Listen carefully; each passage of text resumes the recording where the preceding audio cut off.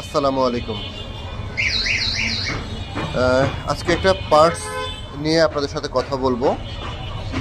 এই পার্টসটা সাধারণত যে বাইকগুলোতে কার্বুরেটর থাকে, কার্বুরেটরের ভিতরে এই পার্টসটা থাকে।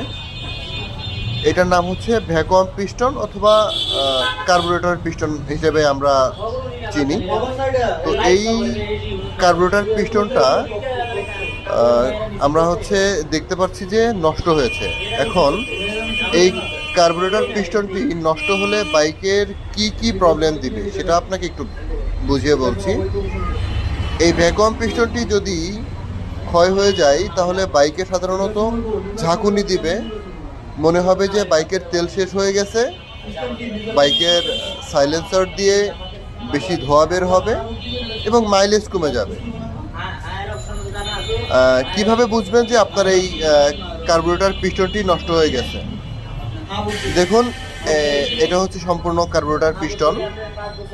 এই পিস্টনের যে কোনো একটা সাইডে এইভাবে ক্ষয় হয়ে যাবে এবং সাদা অংশ বের হয়ে যাবে।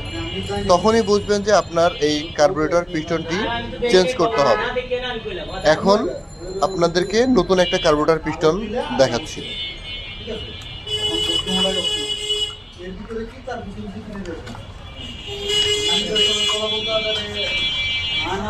এটা হচ্ছে নতুন একটা কার্বুরেটর পিস্টন।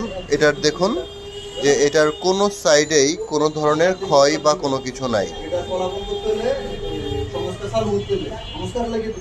একটা কার্বুরেটর পিস্টন সাধারণত 20,000 থেকে 25,000 কিলো পর পর পরিবর্তন করতে হয়। ভালো থাকবেন। আসসালামু আলাইকুম।